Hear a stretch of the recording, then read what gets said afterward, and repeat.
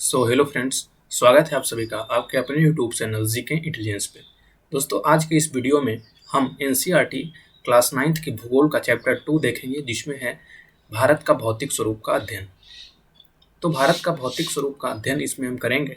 इसके पहले के लेक्चर 1 में हमने भारत आकार एवं स्थिति का अध्ययन किया था, जो क्लास 9th के भूगोल का पहला चैप्टर था। दोस्तों, जैसा कि आप सभी को मालूम होगा कि भारत जो है विभिन्न स्थलाकृतियों वाला एक भौगोलिक क्षेत्र है। यहाँ कहीं पर्वत हैं, तो कहीं मैदान है, तो कहीं मरुस्थल है, तो कहीं द्वीप भी पाए जाते हैं। तो आखिर इन स्थलाकृतियों का निर्माण कैसे हुआ, इनकी क्या विशेषताएं हैं तथा इनकी संरचना कैसी है, तो इन्हीं सब बातों के बारे में हम आज अध्ययन करेंगे। तो चलिए वीडियो को स्टार्ट करते हैं। इससे पहले चैनल को सब्सक्राइब कर दीजिएगा एवं वीडियो को लाइक कर दीजिएगा। भू आकृतियों का निर्माण। वास्तव में हमारे देश में हर प्रकार की भू आकृतियां पाई जाती है, जैसे पर्वत, मैदान, मरुस्थल, पठार तथा द्वीप समूह। इन जो भू आकृतियां हैं, इन 3 प्रकार के उच्चावचों का निर्माण भूगर्भीय निर्माणों के साथ ही साथ अन्य प्रक्रियाओं जैसे अपक्षय, अपरदन तथा निक्षेपण के द्वारा हुआ है। इसमें एक महत्वपूर्ण सिद्धांत आता है, जो है प्लेट विवर्तनिक का सिद्धांत। ये सिद्धांत कहता है कि पृथ्वी की जो ऊपरी परपटी है वो 7 बड़ी एवं कुछ छोटी प्लेटों से बनी हुई है, और प्लेटों की गति के कारण ही प्लेटों के अंदर एवं ऊपर की ओर स्थित जो महाद्वीपीय शैलों होते हैं उसमें दबाव उत्पन्न होता है, और इसी के परिणाम स्वरूप ज्वालामुखी, भ्रंशीकरण, बलन जैसी क्रियाएं होती है। ये प्लेट विवर्तनिक सिद्धांत का कहना है। इन प्लेटों को गति को 3 वर्गों में विभाजित किया जाता है, जैसे अपसारित परिसीमा, अभिसारित परिसीमा और रूपांतर परिसीमा। तो प्लेट की गति को 3 भागों में विभाजित किया गया है। अपसारित परिसीमा क्या होता है? जब 2 प्लेट एक दूसरे से दूर जाती है तो उसे अपसारित परिसीमा कहते हैं। अभिसारित परिसीमा, जब कुछ प्लेट एक दूसरे के करीब आती हैं, एक दूसरे के निकट आती हैं, तो उसे अभिसारित परिसीमा कहते हैं। और रूपांतरित परिसीमा, जब 2 प्लेट जो है एक दूसरे के करीब आती है तो या तो ये दोनों प्लेट आपस में टकराकर टूट जाती है या एक दूसरे के ऊपर आ जाती है, लेकिन कभी कभी वो दोनों प्लेट जो है क्षैतिज दिशा में, हॉरिजॉन्टल डायरेक्शन में है, गति करने लगती है, और उसे ही हम रूपांतर परिसीमा कहते हैं। जैसे आप पिक्चर में देख सकते होंगे, ये हमारा 2 प्लेट हैं, एक प्लेट ये है और एक प्लेट ये है। ये दोनों प्लेट आपस में नजदीक में आ रहे हैं, तो ये अभिसारी परिसीमा का निर्माण करेंगे।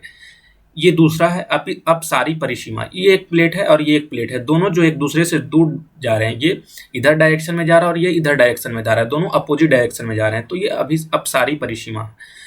रूपांतरित परिसीमा, ये प्लेट एक दूसरे के साथ क्षैतिज दिशा में गति कर रहे हैं, तो ये है रूपांतर परिसीमा। यही थी प्लेटों की विभिन्न गतियां।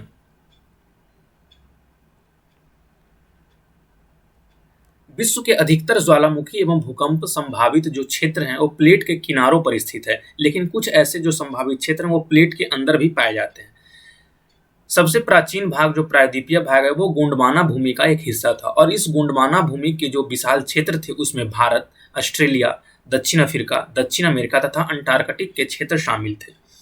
संवहनीय धाराओं ने भूपरपटी को अनेक टुकड़ों में विभाजित कर दिया, और इस प्रकार जो इंडो ऑस्ट्रेलियन की प्लेट थी, भारत ऑस्ट्रेलिया की प्लेट थी, वो गोंडवाना भूमि से अलग होकर जो है उत्तर की दिशा में प्रवाहित होने लगी और अपने से एक बड़े प्लेट, विशाल प्लेट, यूरेशियन प्लेट से टकराई। जैसे आप यहाँ देख सकते होंगे, ये हमारा जो 7 बड़े प्लेट हैं, 7 प्लेट जो प्लेट विवर्तनिक के सिद्धांत के अनुसार पृथ्वी जो है 7 बड़े प्लेटों में एवं कुछ छोटी प्लेटों में विभाजित है, तो यही 7 प्लेट हैं। Eurasian plate, Indo Australian plate, अफ्रीकी प्लेट, दक्षिण अमेरिकी प्लेट, उत्तरी अमेरिकी प्लेट एंड ये यूरेशियन प्लेट फिर से यहाँ पे प्रशांत महासागरीय प्लेट। तो ये जो इंडो ऑस्ट्रेलियन पार्ट था, ये संवहनी धाराओं के कारण जो है उत्तर की दिशा की ओर ये फ्लो करने लगा, और जब उत्तर की दिशा की ओर बढ़ा तो ये जो है अपने से बहुत बड़े विशाल प्लेट, यूरेशियन प्लेट से जाकर टकरा गया। तो इस टकराव की स्थिति के कारण क्या हुआ? इस टकराव के कारण जो इन दोनों के बीच में एक टेथिस सागर था, वो जो है अवसादी चट्टान जो बलित होकर हिमालय तथा पश्चिम एशिया की पर्वतीय श्रृंखला के रूप में विकसित हो गया।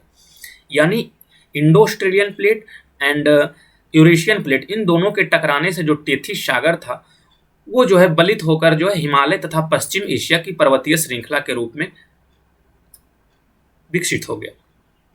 तो यदि हमें से सवाल पूछा जाए कि हिमालय तथा पश्चिम एशिया की पर्वतीय श्रृंखला का निर्माण कैसे हुआ, तो हम कहेंगे इंडो ऑस्ट्रेलियन प्लेट तथा यूरेशियन प्लेट के टकराने से ही हिमालय तथा पश्चिम एशिया की पर्वतीय श्रृंखला का निर्माण हुआ।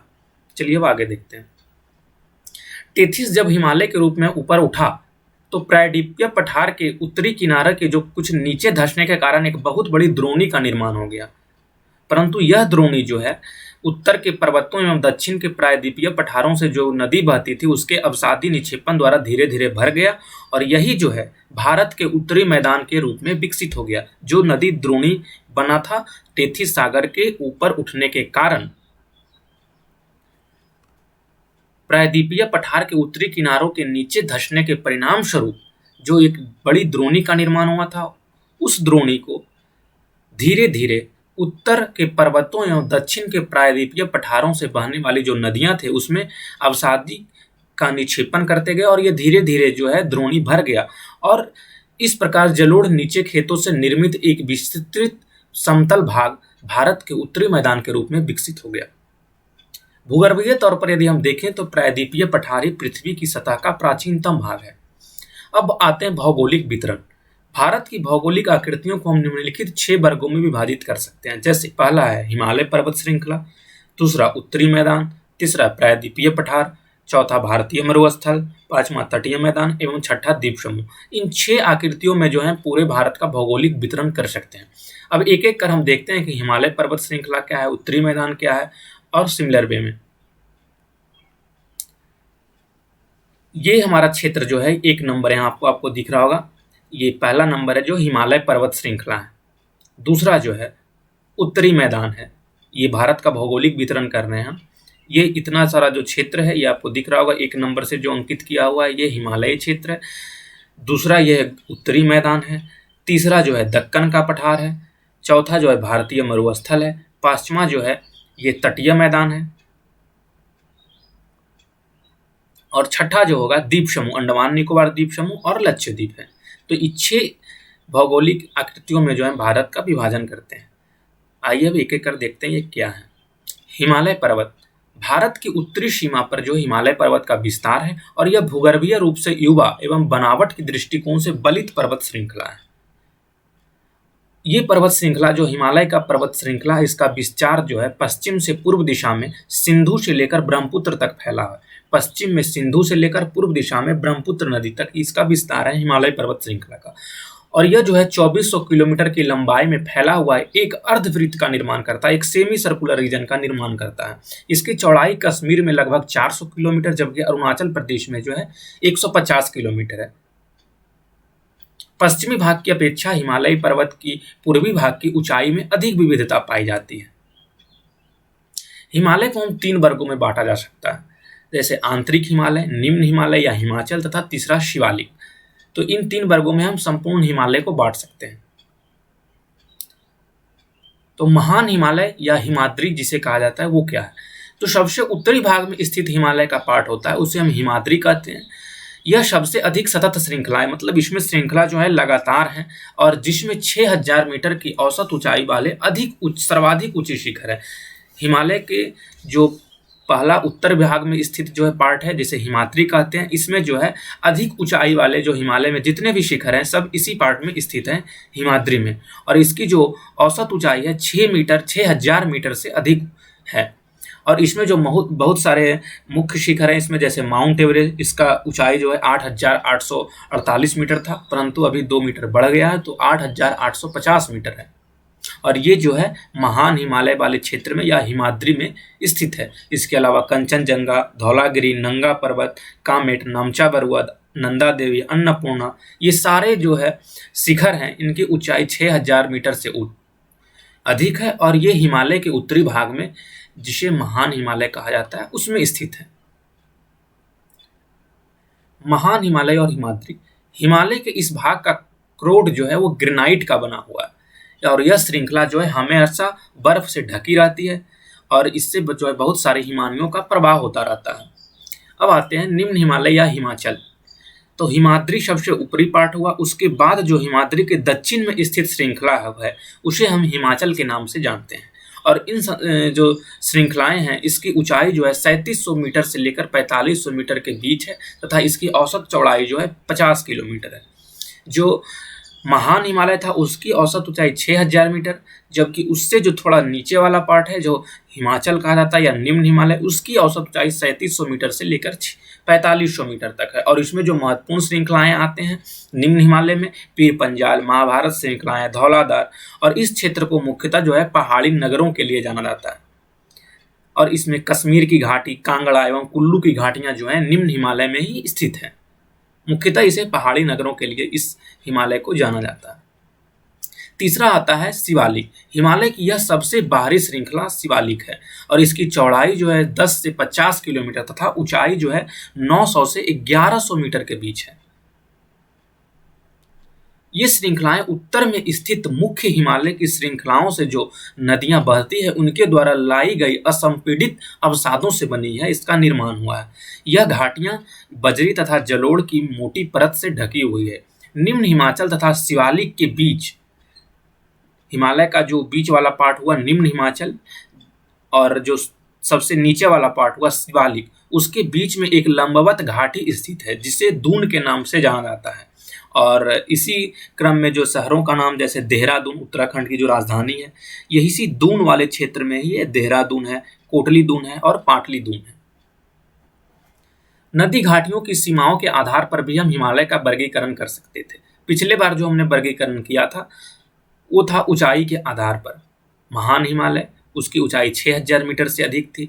उसके बाद आता था निम्न हिमालय जिसकी ऊंचाई 3700 से 4500 मीटर के बीच थी। उसके बाद जो आता था शिवालिक, इसकी ऊंचाई लगभग 900 से 1100 मीटर के बीच थी।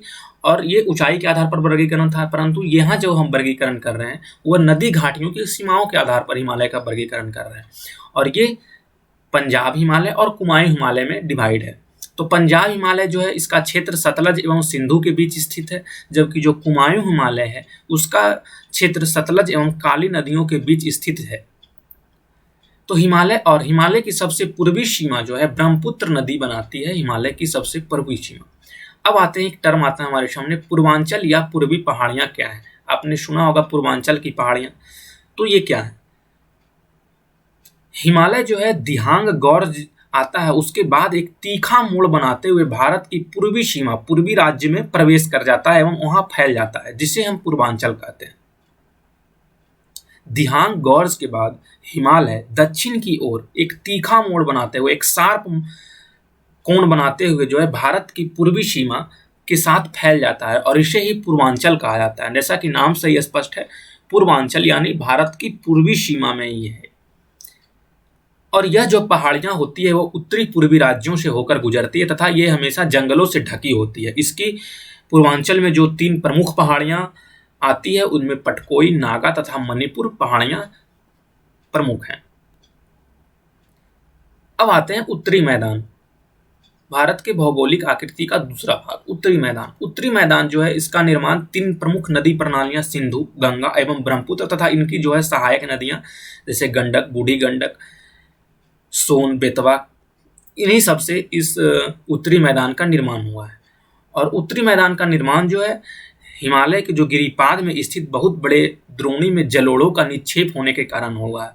और जलोढ़ मृदा का निक्षेप हुआ, इसके कारण जो है यह मैदान काफी उपजाऊ है और भारत का सर्वाधिक अत्यधिक उत्पादक क्षेत्र है। चूंकि यहाँ जलोढ़ मृदा भी काफी उपजाऊ है, इसके अलावा जो है पर्याप्त पानी की उपलब्धता भी है तथा अनुकूल जलवायु है, जिसके कारण यह कृषि की दृष्टि से भारत का अत्यधिक उत्पादक क्षेत्र है। इस मैदान का विस्तार जो है 7 लाख वर्ग किलोमीटर के एरिया पर लगभग है और ये 2400 किलोमीटर लंबा है तथा 240 से लेकर 320 किलोमीटर तक चौड़ा है।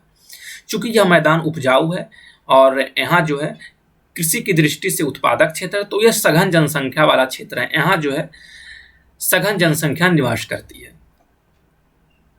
उत्तरी मैदान को हम 3 भागों में विभाजित कर सकते हैं, पंजाब का मैदान, गंगा का मैदान और ब्रह्मपुत्र का मैदान। एक यहाँ पे महत्वपूर्ण शब्द आता है दोआब। तो दोआब का अर्थ है 2 नदियों के बीच की भूमि या 2 नदियों के बीच का भाग। यह 2 शब्दों से मिलकर बना है, दो अर्थात टू एंड आब अर्थात पानी। जैसे आप पंजाब नाम सुने होंगे, पंजाब, तो ये 2 शब्द से बना है, पंच और आप। पंच यानी 5 और आप मतलब नदी। ये 5 नदियों का समूह है। इस राज्य से होकर 5 नदियां गुजरती है, जैसे सतलज, चिनाब, रावी, झेलम और ब्यास, इसीलिए इस क्षेत्र का नाम पंजाब दिया गया। उसी तरह से दोआब है अर्थात दो नदियों के बीच की भूमि। आकृतिक भिन्नता के आधार पर जो है उत्तरी मैदान के 4 भाग हैं। आकृतिक भिन्नता के आधार पर भाबर, तराई, भांगर और खादर। पंजाब का मैदान क्या है? उत्तरी मैदान के पश्चिमी भाग को हम पंजाब का मैदान कहते हैं और यह मैदान जो है सिंधु तथा इसकी सहायक नदियां झेलम, रावी, ब्यास, चिनाब, सतलज द्वारा बनाया गया है। इस मैदान का एक बहुत बड़ा भाग जो है अभी करंटली पाकिस्तान में स्थित है तथा इसमें जो है इस भाग में दोआब की संख्या बहुत अधिक है। दोआबों की बहुत अधिक मात्रा है इस क्षेत्र में, पंजाब के मैदान में। तो पंजाब का मैदान कहाँ है? पंजाब का मैदान जो है उत्तरी मैदान के पश्चिमी भाग में स्थित है और इसका निर्माण सिंधु एवं इसकी सहायक नदियों से हुआ है और इस भाग में दोआबों की संख्या बहुत अधिक है अर्थात दो नदियों के बीच की भूमि। अब देखते हैं गंगा का मैदान। तो गंगा का मैदान का विस्तार घग्गर तथा तीस्ता नदियों के बीच हुआ। ये काफी इंपॉर्टेंट है किन दो नदियों के बीच जो है मैदान का विस्तार है। तो गंगा का मैदान है, इसका विस्तार घग्गर तथा तीस्ता नदियों के बीच है और ये किन किन राज्यों में फैला है? तो हरियाणा, दिल्ली, उत्तर प्रदेश, बिहार, झारखंड के कुछ भाग तथा पश्चिम बंगाल में जो है गंगा के मैदान का विस्तार है। तीसरा पार्ट है जो ब्रह्मपुत्र का मैदान। तो इस मैदान का विस्तार विशेषकर पूर्वी भारत जो है असम में स्थित है। तो हमने देख लिया कि पंजाब का मैदान, गंगा का मैदान एवं ब्रह्मपुत्र का मैदान। अब हम देखते हैं कि खादर क्या है। भाबर आकृतिक भिन्नता के आधार पर जो उत्तरी मैदान का हमने वर्गीकरण किया था, भाबर, तराई, भांगर तथा खादर, उसके बारे में हम पढ़ते हैं। तो भाबर क्या है? जब नदियां जो है पर्वतों से नीचे उतरते समय जो हिमालय की सबसे बाहरी श्रेणी है शिवालिक, उसकी ढाल पर एक चौड़ी पट्टी में गुटिका का निक्षेपण करती है और उस चौड़ी पट्टी का जो चौड़ाई होता है वो 8 से लेकर लगभग 16 किलोमीटर के बीच होता है और उस पट्टी में जब नदियां गुटिका का निक्षेपण करती है तो इसे भाबर कहा जाता है। तो यहाँ पर एक इंपॉर्टेंट प्रश्न ये उठता है कि भाबर कहाँ पे स्थित है? तो ऐसे कर सकते हैं कि जो शिवालिक की ढाल पर जो है इसका निर्माण एक चौड़ी पट्टी के रूप में हुआ है और उस पट्टी की चौड़ाई 8 से लेकर 16 किलोमीटर के बीच है। दूसरा है तराई। तराई क्षेत्र क्या है? तराई क्षेत्र जो है इस भाबर पट्टी में सभी नदियां जो है विलुप्त हो जाती है। जो हमने भाबर पट्टी पढ़ा था शिवालिक की ढाल पर जिसका निर्माण हुआ है एक चौड़ी पट्टी के रूप में, उस भाबर पट्टी में जो है सभी नदियां लगभग विलुप्त हो जाती हैं, परंतु इस पट्टी के दक्षिण में वह नदियां पुनः निकल आती हैं और निकलकर जो है नम एवं दलदली क्षेत्र का निर्माण करती हैं और इसी नम एवं दलदली क्षेत्र को हम तराई कहते हैं। अर्थात भाबर में जो भाबर क्षेत्र में जो नदियां विलुप्त हुई थी वो एक तराई क्षेत्र में निकल आती है और तराई क्षेत्र जो है वन्य प्राणियों से भरा घने जंगलों का क्षेत्र था, परंतु बंटवारे के बाद जो पाकिस्तान से शरणार्थी भारत में आए तो उनको कृषि योग्य भूमि उपलब्ध कराने के लिए इस जंगल को अभी काटा जा चुका है। तीसरा टर्म है भांगर। उत्तरी मैदान का सबसे विशालतम भाग जो है पुराने जलोढ़ मिट्टी का बना है तथा यह जो नदियां हैं वो बाढ़ वाले मैदान के ऊपर स्थित है और एक वेदिका जैसी आकृति का निर्माण करते हैं और इस भाग को ही भांगर कहा जाता है। और भांगर की क्षेत्र में जो है मृदा में चूनेदार निक्षेप पाए जाते हैं जिसे स्थानीय भाषा में हम कंकड़ के भी नाम से जानते हैं।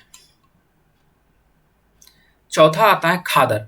खादर जो है सर्वाधिक उपजाऊ मैदान है और बाढ़ वाले मैदान के नए तथा युवा निक्षेपों को खादर कहा जाता है। ये काफी उपजाऊ होते हैं। प्रायद्वीपीय पठार, ये तीसरा जो है भारत का भौगोलिक आकृति का जो तीसरा पार्ट है भारत प्रायद्वीपीय पठार। तो प्रायद्वीपीय पठार की आकृति एक मेज की तरह है और इसका जो निर्माण है पुराने अग्नेय तथा रूपांतरित शैलों से हुआ है। इस पठारी भाग में प्रायद्वीपीय पठारी भाग में जो है कुछ चौड़ी तथा छिछली घाटियां एवं गोलाकार पहाड़ियां हैं। यह गोंडवाना भूमि के टूटने एवं अपवाह के कारण बना था। जब गोंडवाना भूमि टूटी थी और उसका अपवाह हुआ था तो प्रायद्वीपीय पठार का निर्माण हुआ था। प्रायद्वीपीय पठार की सर्वाधिक विशेषता जो है यहाँ पाने वाली एक दक्कन ट्रैप है, जिसे जो काली मृदा यहाँ पाई जाती है प्रायद्वीपीय पठार में उसे दक्कन ट्रैप के नाम से भी जाना जाता है और ये प्रायद्वीपीय पठार की एक प्रमुख विशेषता है। अरावली की पहाड़ियां प्रायद्वीपीय पठार के पश्चिमी एवं उत्तर पश्चिमी किनारे पर स्थित है। अरावली की पहाड़ियां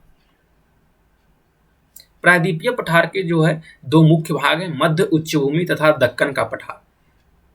मध्य उच्च भूमि क्या है? मध्य उच्च भूमि जो है नर्मदा नदी के उत्तर में प्रायद्वीपीय पठार का वह भाग है जो कि मालवा के पठार के अधिकतर भागों पर फैला हुआ है। मध्य उच्च भूमि जो है पश्चिम में इसकी चौड़ाई अधिक है, लेकिन पूर्व में यह संकीर्ण होता गया है। और मध्य उच्च भूमि के जो पूर्वी विस्तार है उसको स्थानीय रूप से बुंदेलखंड या बघेलखंड के नाम से जाना जाता है। और इसके पूर्व के विस्तार को दामोदर नदी द्वारा बहित छोटा नागपुर का पठार दर्शाता है। इसके पूर्वी विस्तार को छोटा नागपुर का पठार दर्शाता है। और पश्चिम में यह चौड़ी है लेकिन पूर्व में संकीर्ण हो गई है। और इसका जो है पूर्वी विस्तार को स्थानीय रूप से बुंदेलखंड या बघेलखंड के नाम से जाना जाता है। मध्य उच्च भूमि जो क्षेत्र है उसमें बहने वाली प्रमुख नदियां हैं चंबल, बेतवा तथा केन। दूसरा पार्ट है प्रायद्वीपीय पठार का दक्कन का पठार। तो यह दक्कन का पठार जो है एक त्रिभुजाकार आकृति है जो नर्मदा नदी के दक्षिण में स्थित है। दक्षिण का पठार जो है पश्चिम में ऊंचा है एवं पूर्व की ओर कम ढाल वाला है।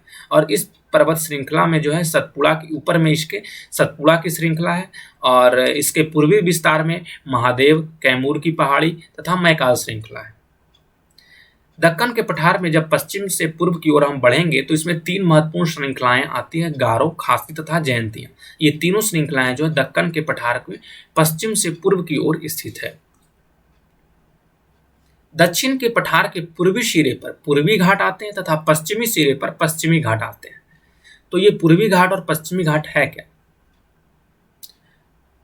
पूर्वी घाट एवं पश्चिमी घाट, जब हम प्रायद्वीपीय पठार के दो भाग हुए, मध्य उच्च भूमि तथा दक्कन का पठार, और दक्कन के पठार के जो पूर्वी सिरे हैं उसे हम पूर्वी घाट कहते हैं और इसके पश्चिमी सिरे पर पश्चिमी घाट स्थित है। अब जानते हैं कि पश्चिमी घाट और पूर्वी घाट में क्या अंतर है। पश्चिमी घाट जो है उसकी औसत ऊंचाई 900 से लेकर 1600 मीटर तक है, जबकि पूर्वी घाट की औसत ऊंचाई 600 मीटर है। अर्थात पश्चिमी घाट की ऊंचाई अधिक है जबकि पूर्वी घाट की ऊंचाई कम है। पश्चिमी घाट पश्चिमी तट के समानांतर स्थित है और वे सतत हैं, जिसे केवल दर्रों के द्वारा ही पार किया जा सकता है। जबकि जो पूर्वी घाट है इसका विस्तार सतत नहीं है, लगातार नहीं है, यह अनियमित रूप से इसका विस्तार है। और बंगाल की खाड़ी में जो गिरने वाली नदियां होती हैं, अधिकतर नदियां ने इस पूर्वी घाट को काट दिया है, इसीलिए यह सतत नहीं है और अनियमित है। जबकि जो पश्चिमी घाट है वो जो है सतत है और इसे केवल दर्रों के द्वारा ही पार किया जा सकता है। पश्चिमी घाट पूर्वी घाट की अपेक्षा अधिक ऊंचे हैं, जो कि अभी हमने पढ़े। पश्चिमी घाट की औसत ऊंचाई अधिक है जबकि पूर्वी घाट की औसत ऊंचाई कम है। पश्चिमी घाट का जो सबसे ऊंचा शिखर है वो अनाईमुड़ी है, जिसकी ऊंचाई 2695 मीटर तथा डोडा बेटा 2633 मीटर है। ये पूछ सकता है कि पश्चिमी घाट में जो है सबसे अधिक ऊंचा पर्वत कौन सा है, तो ये अनाईमुड़ी है। जबकि पूर्वी घाट का सबसे ऊंचा शिखर कौन है? महेंद्रगिरी, जिसकी ऊंचाई 1500 मीटर है। और पश्चिमी घाट पर जो है पर्वतीय वर्षा होती है। ये पर्वतीय वर्षा क्यों होती है? क्योंकि पश्चिमी घाट पर जो आर्द्र हवा है वो टकरा जाती है और ऊपर उठने के कारण ही ये पश्चिमी घाट में पर्वतीय वर्षा होती है। चौथा पार्ट आता है भारतीय मरुस्थल। भारतीय मरुस्थल में यदि हम देखें तो ये थार मरुस्थल काफी इंपॉर्टेंट है। तो थार मरुस्थल जो है इसका विस्तार अरावली पहाड़ी के पश्चिमी किनारे पर है। इस क्षेत्र में जो है 150 मिलीमीटर से भी कम वर्षा होती है तथा इसमें जो नदियां हैं सिर्फ वर्षा ऋतु में दिख पाती हैं और उसके बाद जो है बालू में विलीन हो जाती हैं। इस क्षेत्र की सबसे प्रमुख नदी एवं बड़ी नदी लूनी है। यह शुष्क जलवायु वाला क्षेत्र है और इसमें वनस्पतियां भी काफी कम है। यहाँ बरखान अधिक देखने को मिलता है। बरखान का विस्तार जो है इस क्षेत्र में अधिक है। बरखान जो है एक सेमी सर्कुलर बालू का टीला होता है, अर्धचंद्राकार बालू का टीला होता है, जो कि मरुस्थलीय क्षेत्र में पाया जाता है। तो भारतीय मरुस्थल क्या विशेषता है? यहाँ 150 मिलीमीटर से भी कम वर्षा होती है। यह शुष्क जलवायु वाला क्षेत्र है। इसमें यहाँ वनस्पति बहुत कम है। कंटीले वनस्पति मेनली जो है मरुस्थलीय क्षेत्र में पाए जाते हैं, जैसे नागफनी हुआ। इसी तरह के कुछ कंटीले वनस्पति पाए जाते हैं जिसकी जड़ें लंबी हो ताकि वो मरुस्थल में अंदर जाकर जो है जमीन की गहराई से पानी शोषित कर सके। और एक बरखान आता है जो अर्धचंद्राकार बालू का टीला होता है। इसी का विस्तार जो है भारतीय मरुस्थल में अधिक है। पचमा देखते हैं तटीय मैदान।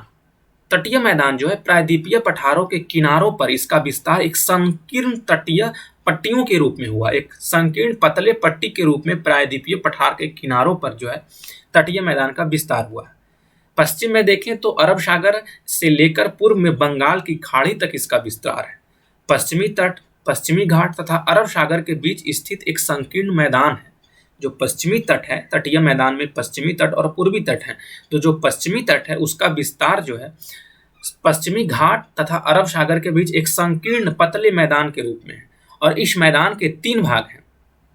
पश्चिमी तट के उत्तरी भाग जिसको कोंकण तट कहा जाता है, मध्य भाग जिसको कन्नड़ मैदान कहा जाता है और दक्षिण का भाग जिसे मालाबार तट कहा जाता है। ये पश्चिमी तटीय मैदान के 3 भाग हैं, कोंकण तट, कन्नड़ मैदान और मालाबार तट। अब देखते हैं पूर्वी तट। पूर्वी तट जो है बंगाल की खाड़ी के साथ विस्तृत है एवं चौड़ा एवं समतल है। इसके उत्तरी भाग को जो है उत्तरी सरकार और उसके दक्षिणी भाग में इसे कोरोमंडल तट के नाम से जाना जाता है। तो पश्चिमी तट में कौन कौन से थे? पश्चिमी तट में कोंकण तट, कन्नड़ मैदान और मालाबार तट, जबकि पूर्वी तट में उत्तरी सरकार एवं कोरोमंडल तट है। और इस तट पर, पूर्वी तट पर ही महानदी गोदावरी, कृष्णा तथा कावेरी जो 4 नदियां हैं, दक्षिण भारत की महत्वपूर्ण नदियां हैं, वो जो है कावेरी विशाल डेल्टा का निर्माण करती है। चिल्का झील भी पूर्वी तट पर ही स्थित है। यह भारत में खारे पानी की सबसे बड़ी झील है और ये महानदी डेल्टा के दक्षिण में स्थित है, उड़ीसा राज्य में चिल्का झील। तो चिल्का झील का निर्माण कहाँ पे है? पूर्वी तट पे। छठा पार्ट आता है भारतीय आकृति का द्वीप समूह। तो भारत में जो इन सभी आकृतियां, पर्वत, पठार, मैदान के अतिरिक्त एक द्वीप समूह भी स्थित है, 2 द्वीप समूह स्थित है, लक्षद्वीप और अंडमान निकोबार द्वीप समूह। तो लक्षद्वीप क्या है? लक्षद्वीप का निर्माण जो है छोटे छोटे प्रवाल द्वीपों से बना है। लक्षद्वीप को पहले लकाद्वीप, मिनिकॉय तथा एमीन द्वीप के नाम से जाना जाता था, परंतु 1973 में इसका नाम बदलकर लक्षद्वीप रख दिया गया। लक्षद्वीप का विस्तार 32 स्क्वायर किलोमीटर क्षेत्र पर है तथा इसकी प्रशासनिक मुख्यालय जो है कवारत्ती है। कवारत्ती एक शहर का नाम है, ये इसका प्रशासनिक मुख्यालय है। इस द्वीप समूह पर, लक्षद्वीप समूह पर पादप, पेड़ पौधे तथा जंतु के बहुत सारे प्रकार पाए जाते हैं लक्षद्वीप समूह पर। दूसरा आता है अंडमान निकोबार द्वीप समूह। अंडमान निकोबार द्वीप समूह को जो है उत्तर में अंडमान है तथा दक्षिण में इसका ग्रेट निकोबार है। यह बंगाल की खाड़ी में स्थित है। उत्तर से दक्षिण की तरफ फैले द्वीपों की श्रृंखला है ये अंडमान निकोबार द्वीप समूह। यह द्वीप समूह आकार में बड़ी संख्या में बहुल तथा बिखरे हुए हैं। लक्षद्वीप से यह द्वीप समूह काफी आकार में बड़ा है और इसमें द्वीपों की संख्या भी जो है काफी अधिक है। अंडमान निकोबार द्वीप समूह जो है विषुवत जो रेखा है 0 डिग्री अक्षांश रेखा, जिसे प्रधान मध्याह्न रेखा या भूमध्य रेखा कहा जाता है, उसके समीप ये स्थित है तथा उसके समीप स्थित होने के कारण यहाँ की जलवायु भी विषुवतीय है तथा यह घने जंगलों से आच्छादित रहता है। इस समूह में पाए जाने वाले पादप एवं जंतुओं में भी बहुत अधिक विविधता पाई जाती है। अब देखते हैं एनसीईआरटी के इस चैप्टर के कुछ ऑब्जेक्टिव सवाल। निम्नलिखित में से सही उत्तर चुनिए। पहला सवाल है, एक स्थलीय भाग जो तीनों ओर समुद्र से घिरा हो उसे क्या कहते हैं? इस क्वेश्चन को मैं आपके लिए छोड़ देता हूं, उसे क्या कहेंगे। दूसरा सवाल है, भारत के पूर्वी भाग में म्यांमार की सीमा का निर्धारण करने वाले पर्वतों का संयुक्त नाम क्या है? तो भारत के पूर्वी भाग में म्यांमार की सीमा का निर्धारण करने वाले पर्वतों का जो संयुक्त नाम है वो पूर्वांचल है, क्योंकि पूर्व में पूर्वांचल की पहाड़ियां ही फैली हुई है जो म्यांमार की सीमा के साथ निर्धारण करती है, साझा करती है। गोवा के दक्षिण में स्थित पश्चिमी तटीय पट्टी को हम कन्नड़ कहते हैं। और पूर्वी घाट का सर्वोच्च शिखर कौन है? महेंद्रगिरी है, जिसकी ऊंचाई 1500 मीटर है। और पश्चिमी घाट की सबसे ऊंची